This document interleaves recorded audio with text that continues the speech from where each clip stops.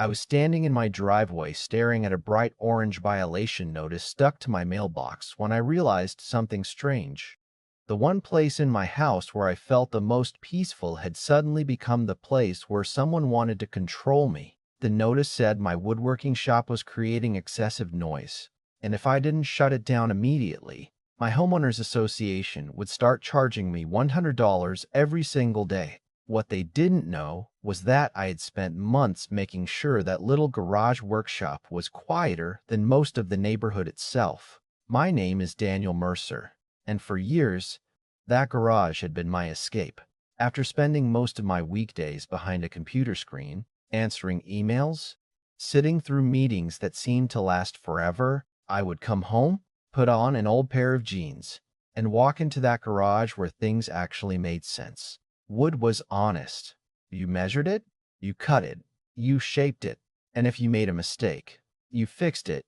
There were no office politics, no fake smiles, no endless arguments over things that didn't matter.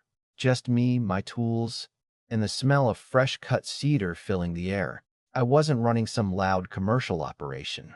I built custom furniture on weekends, mostly small projects for neighbors and friends, dining tables, bookshelves, coffee tables, things people actually cared about because they were made by hand, and I wasn't careless about it either. Before I ever turned on my first table saw, I had done everything by the book. I installed a professional dust collection system, added insulation inside the garage walls, put up soundproof panels, and even had a city inspector walk through the space before approving my home workshop permit. The inspector actually joked that my garage was probably quieter than half the houses on the street. I remember laughing because, honestly, he wasn't wrong. Our neighborhood looked like something from a magazine. Perfect lawns, matching mailboxes, trimmed hedges, and houses painted in those safe shades of beige and gray that made every street look almost identical. It was the kind of place where people smiled while walking their dogs but somehow knew exactly what everyone else was doing behind their garage doors. And that was the part about the neighborhood I never really understood. Everyone wanted peace and quiet, but everyone had a different definition of what that meant. The first sign that something was wrong came on a Tuesday morning. I was walking out to get the mail before work when I saw that orange paper waving slightly in the breeze. At first, I thought maybe it was some city notice or a delivery mistake. Then I saw the HOA logo at the top. Violation, excessive noise. I read it once, then again. I honestly thought I had misunderstood something. The HOA claimed my woodworking equipment exceeded community noise limits and ordered me to stop all workshop activity immediately. If I refused, they would begin daily fines. I stood there in my driveway holding that paper, and the first thing that went through my mind was, are they serious? Because every Saturday morning, the neighborhood came alive with lawnmowers, leaf blowers, kids racing scooters on the sidewalks, and trucks rumbling down the main road. But somehow my little garage, with insulated walls and sound panels, was suddenly the biggest noise problem in the community. That evening, after thinking about it all day, I decided I wasn't going to argue through emails. I walked down the street to the house of the HOA president, Richard Holloway. His home was impossible to miss, a large white two-story house with 3 garage doors, perfect landscaping, and a flagpole standing proudly near the driveway. The kind of house that looked like it came with its own rulebook. Before I even knocked, the front door opened. Richard stepped outside like he already knew why I was there. He crossed his arms and looked at me. "You need to shut that workshop down, Daniel," he said. No hello, no conversation, just straight to the command. I looked at him and asked, "Can I ask how you determined my shop was too loud?" He smiled slightly, like he had been waiting for that question. "We have recordings," he said, "clear evidence." I asked where they recorded it. He pointed toward the street. "From my car. We drove past your house twice last week." I remembered just staring at him for a second because I honestly didn't know whether to laugh or get angry. "You measured noise from a moving vehicle?" I asked. "During traffic?" Richard shrugged. "Noise is noise." That sentence stayed with me, not because it was clever, but because it showed exactly what I was dealing with. This wasn't about measuring sound. This was about someone deciding they already knew the answer and looking for anything that supported it. I went home that night and looked around my garage differently. The tools were still there. The projects were still waiting. But for the first time, that room that had always felt like my quiet corner suddenly felt like something I had to defend. And deep down, I knew this wasn't going to end with me simply paying a fine and walking away. Because once someone uses authority without caring about the truth, the only thing that can stop them is proof. And I was about to find a way to give them exactly that. A few days after that conversation with Richard, the orange notices started appearing faster than I could throw them away. Every morning there was another envelope waiting in my mailbox. Another warning, another fine, another reminder that someone sitting behind a committee table believed they had the power to decide what I could and couldn't do inside my own home. The strangest part was how official they tried to make everything look. The papers were thick. The language was carefully written, and every sentence sounded like it came from a courtroom. But underneath all that formatting was the same simple message: stop doing something you have every right to do. My wife, Emily, watched me stack the notices on the kitchen counter one evening and finally said, "Daniel, are you sure this is worth fighting?" She wasn't saying I was wrong. She knew how much that workshop meant to me.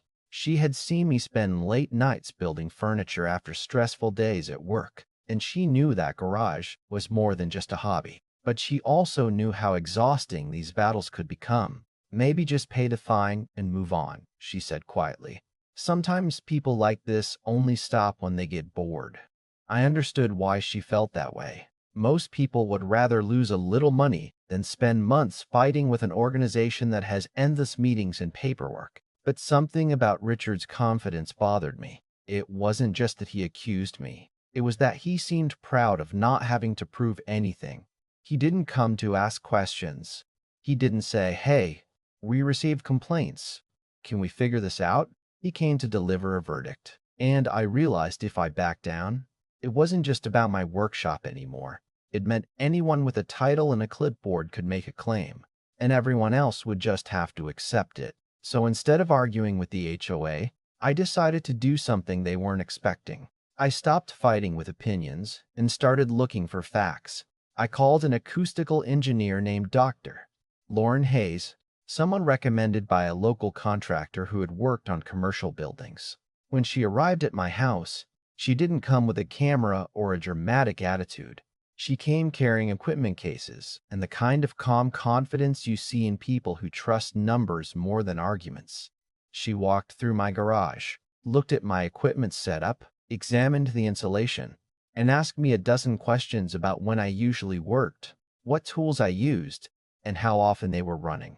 Then she set up 3 professional decibel meters around my property, one near the garage, one closer to the street, and one toward the back fence. She also installed calibrated microphones that could separate different frequencies instead of just recording one confusing number. "Noise is complicated," she told me. "A loud sound isn't always the problem. The source matters. The timing matters. The frequency matters." That sentence stuck with me because it was the exact opposite of what Richard had said. To him, noise was noise. To her, noise was information. For 3 days, the equipment recorded everything happening around my house. And honestly, those 3 days were eye-opening. I thought I knew my neighborhood, but I had never actually listened to it scientifically. The machines captured the sound of delivery trucks passing by in the morning, children riding scooters after school, a neighbor's landscaping crew using leaf blowers, motorcycles on the nearby road, and yes, my woodworking tools. Every sound had a fingerprint. Every spike had a reason. When Lauren came back with the results, she sat down with me at my kitchen table and opened her laptop. On the screen were colorful graphs showing waves of sound rising and falling throughout the day. She pointed to different peaks and explained what they represented. "This one here," she said, tapping the screen. "That's not your table saw. That's a truck passing the neighborhood entrance." She moved to another section. "This spike happened Saturday morning. That's a lawnmower." Then she showed me the moments when my workshop was operating. The lines were steady, controlled, well within the limits. I almost laughed because the thing the HOA claimed was destroying the neighborhood was actually one of the quieter sounds being recorded. Lauren spent hours reviewing everything, checking calibration records, comparing the readings, and creating a professional report. When she finished, she handed me a document that was almost impossible to argue with. It included timestamps, equipment certifications, sound frequency analysis, and a clear conclusion. My workshop was compliant. The noise complaints were not supported by reliable measurements. The problem wasn't my tools. The problem was that the HOA had confused random neighborhood sounds with evidence. I took that report to the next HOA meeting. The room was packed, which didn't surprise me. News travels fast in neighborhoods like mine. People who never spoke to each other suddenly had very strong opinions about what happened behind someone else's garage door. Richard sat at the front of the room, looking completely comfortable, almost like he expected the meeting to end the same way all the others had. I placed the report on the table in front of him. "I think it's time we look at actual evidence," I said. A few people leaned forward. Richard picked up the document, flipped through a couple pages, and then put it down. "This doesn't change anything," he said. I looked at him, confused. "You're saying a certified acoustical report doesn't change anything?" He leaned back in his chair. "The HOA has its own standards." I could feel the room getting quieter. "Your standards are based on what?" I asked. He didn't answer immediately. Instead, he said, "We're still moving forward with the fines." That was the moment I realized this was never really about sound. If the facts changed nothing, then the facts were never the issue. The issue was control. And that was when I made my next decision. I stopped trying to convince the HOA. I went straight to the city. I filed a formal complaint with the Municipal Noise Enforcement Office and attached every piece of documentation I had. I knew there was a chance nothing would happen. I knew government offices could move slowly, but I also knew one thing. Real measurements would eventually beat fake confidence. A week later, 2 city inspectors arrived at my property carrying professional monitoring equipment. They didn't care about rumors. They didn't care who was on the HOA board. They just wanted data. They spent days recording, measuring, and analyzing the environment around my home. And as they worked, I watched the same process happen all over again, but this time with people who actually knew what they were doing. When the inspectors finally finished, one of them looked at me and said something I'll never forget. "You were right to question this." Then he showed me their findings. My workshop was within the legal limits. The complaints against me were not supported. But that wasn't even the biggest discovery they made, because while reviewing the HOA's evidence, they found something that changed the entire situation. The recordings Richard had proudly presented as proof weren't professional measurements at all. They were made using a phone app inside a moving vehicle, with no calibration, no control over background noise, and no way to identify the source of what was being recorded. The HOA hadn't proven my workshop was too loud. They had simply collected noise from the neighborhood and decided it belonged to me. And now, for the first time, someone outside that HOA was asking the questions nobody inside wanted to ask. Why did they ignore proper procedures? Why did they keep issuing fines after being shown evidence? And why were they so determined to punish a homeowner who had done everything right? I didn't know the answers yet, but I knew the truth was finally starting to catch up with them. I still remember the day I opened that letter from the city attorney because, honestly, I expected another fight. After weeks of dealing with warning notices, angry meetings, and the feeling that every conversation with the HOA had already been decided before I even walked into the room, I had trained myself to expect the worst. But this time, the envelope felt different. It wasn't heavy because of threats. It was heavy because it carried the answer I had been waiting for. I sat down at the same kitchen table where I had spent nights organizing documents, reading HOA rules, and wondering if I was wasting my time fighting something that seemed bigger than me. I opened it slowly, almost like I was afraid the words inside would somehow disappear if I moved too quickly, but they were there in black and white. The city had completed its investigation. and the conclusion was exactly what the evidence had shown from the beginning. My woodworking shop was not violating noise regulations. My equipment was within acceptable limits. My permits were valid. The complaints against me were not supported by proper measurement. For the first time in weeks, I felt like I could finally breathe. But the part that came next was something I never expected. The city wasn't just clearing my name. They were investigating the HOA's actions. The same people who had confidently walked around the neighborhood telling everyone I was breaking the rules were now being questioned about how they created their own evidence. The city discovered that Richard and the HOA board had relied on a simple phone application that was never professionally calibrated. They recorded sounds from inside a moving vehicle, with traffic passing by, windows open, and no way to separate one sound source from another. They didn't measure my workshop. They measured chaos and then blamed me for it. And when I thought about it, that was the part that bothered me the most. Mistakes happen.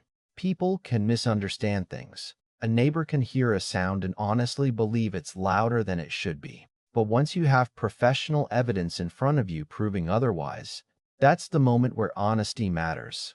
That's the moment where someone has to be willing to say, maybe we were wrong. Richard never did that. Instead, he doubled down. He pushed harder.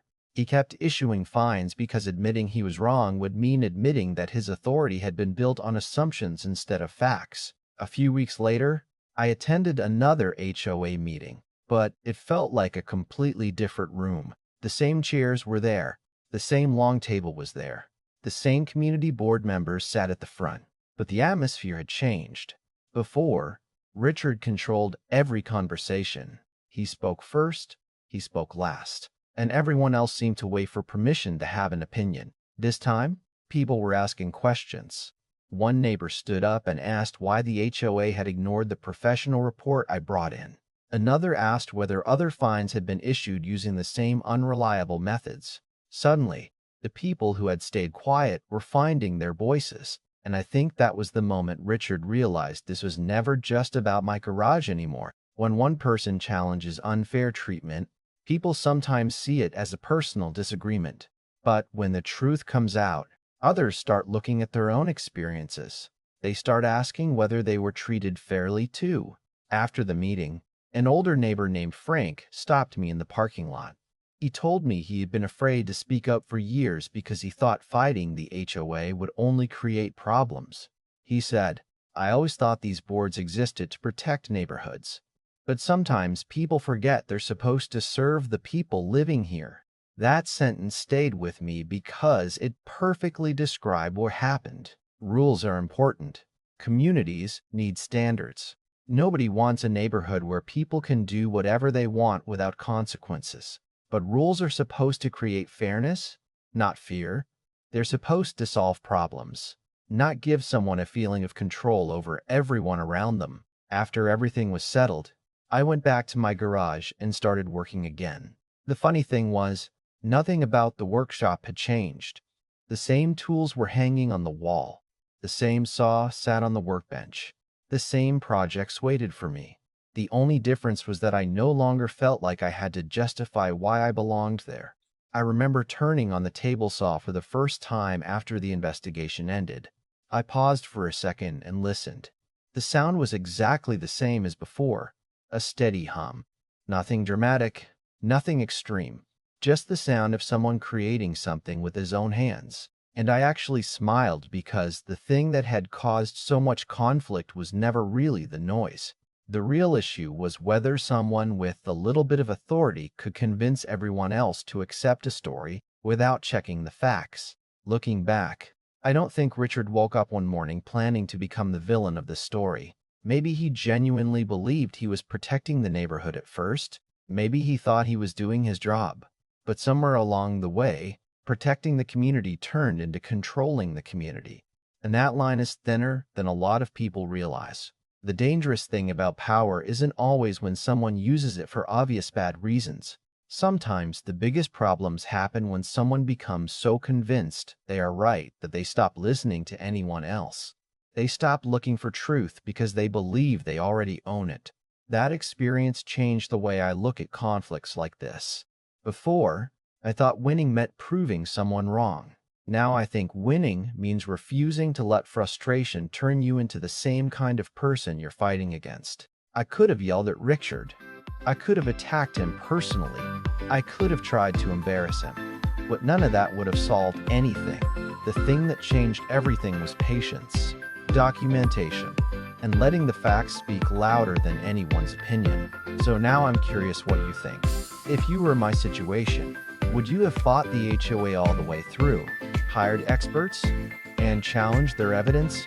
Or would you have decided the stress wasn't worth it and simply walked away? Do you think Richard was trying to enforce community rules but handled it badly? Or do you think he crossed a line when he ignored evidence that proved him wrong? Because that's the interesting part about stories like this. Sometimes the biggest conflicts aren't really about the rule itself. They're about trust, fairness, and whether the people making the rules are willing to follow the same standards they expect from everyone else. Let me know your thoughts in the comments. I'd genuinely like to hear how you would have handled this situation. And if you've ever dealt with a difficult neighbor, an unfair organization, or a moment where you had to stand up for yourself, share your story because sometimes those experiences teach us more than any rulebook ever could. If you enjoyed this story, make sure to like the video, subscribe for more real-life community battles, unexpected twists, and stories where ordinary people decide they're not going to be pushed around.